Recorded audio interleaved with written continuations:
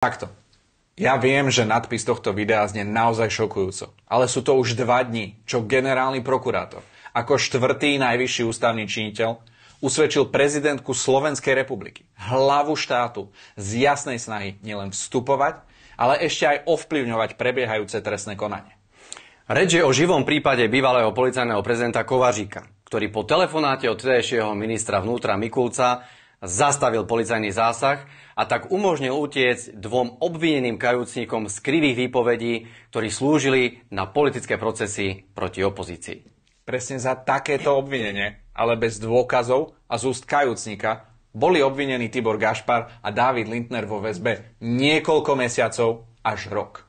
Ale s jedným zásadným rozdielom, že pri prezidentke to tvrdí generálny prokurátor a existuje aj svedok, prvý námestník generálnej prokuratúry, priamy účastník tohto stretnutia. Treba si zapamätať dátum 30. augusta 2021, kedy som bol spoločne s pánom prvým námestníkom generálneho prokurátora pozvaní pani prezidentkou. Boli sme ju navštíviť.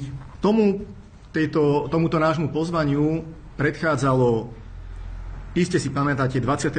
augusta 2021 vznesenie obvinenia bývalému prezidentovi policajného zboru. Bolo tam vznesené obvinenie pre zločin zneužívania právomoci verejného činiteľa v súbehu so zločinom marenia spravodlivosti. Účel toho stretnutia som pochopil vlastne až pri položení otázky, kde s pomôcou, ktoré mala pripravené, mi začala vysvetľovať skutkovú podstatu trestného činu zneužívania právomoci verejného činiteľa. Povedal som veľmi slušne, že pani prezidentka, to nie, ja mám 28 rokov praxe prokurátora v tom čase, teraz už 30. Ja viem, aká je skutková podstata trestného činu. Potom po chvíli debaty, opäť z písanky, že by sa chcela vrátiť k danej téme a opäť rozoberať problematiku zneužívania právomoci verejného činiteľa a tejto skutkovej podstaty v kontexte stíhaného skutku. Povedal som, že ja sa s ňou nemôžem baviť o skutkových okolnostiach, pretože je to živá vec. Tak na mňa vyťahla argument, ktorý ma mal zložiť, že ona tam mala minulý týždeň aj pána špeciálneho prokurátora a s ním sa na tú tému bavila. Tak som povedal, nehnevajte sa, táto téma je pre mňa uzavretá, je to živá trestná vec, ja do nej nebudem zasahovať ani podriadeným prokurátorom. A 2 dní je ticho.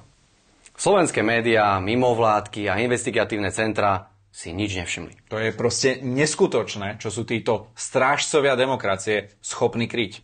Kde ste, pán Bárdy, pán Vágovič z Aktualy, pán Hanam z Markízy, pani Todová z denníka N, vy etalon morálky, stále nič? Je mi úplne jedno, aké sú vaše politické preferencie.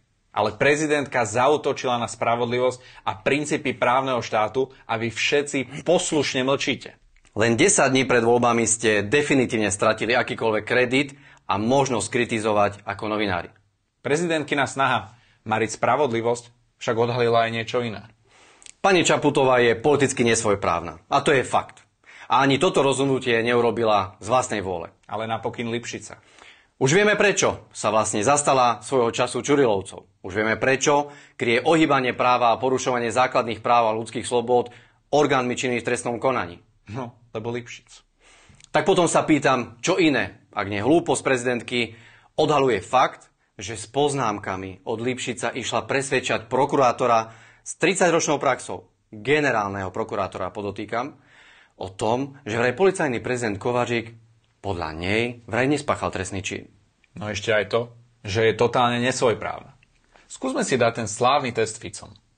Predstavme si, že Robert Fico je dnes predseda vlády a zavolá si generálneho prokurátora, aby mu vysvetlil, že konkrétny skutok, ktorý stíhajú jeho podriadení prokurátori, nie je trestný čin a že nie je vôbec dôvodné sa touto záležitosťou zaoberať.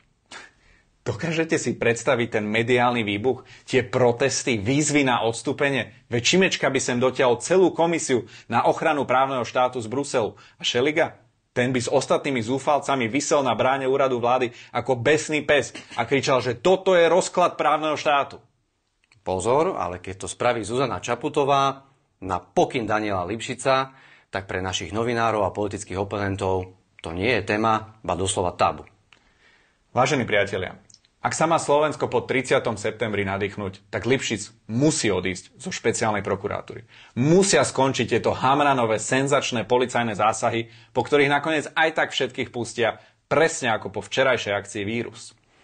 Po vyhlásení generálneho prokurátora už neexistuje jasnejší dôkaz, že Lipšic zneužíva svoju funkciu na krytie jeho vlastných ľudí. Robí politiku proti Smeru a prezidentka mu pritom len naozaj hlúpo asistuje. Apropo pani Čaputová, spomínate si, ako ste vyhodili ministra Šimka len preto, že sa ako minister vnútra informoval o absurdnom zásahu na PPA u policajného prezidenta, mimochodom aj tam všetkých pustili. Tak mám na vás jednu prosbu. Konajte. Pani prezidentka, konajte vo svojom prípade rovnako rýchlo, rovnako správne a nekompromisne, ako ste konali v prípade vášho ministra vnútra Šimka. A odstupte.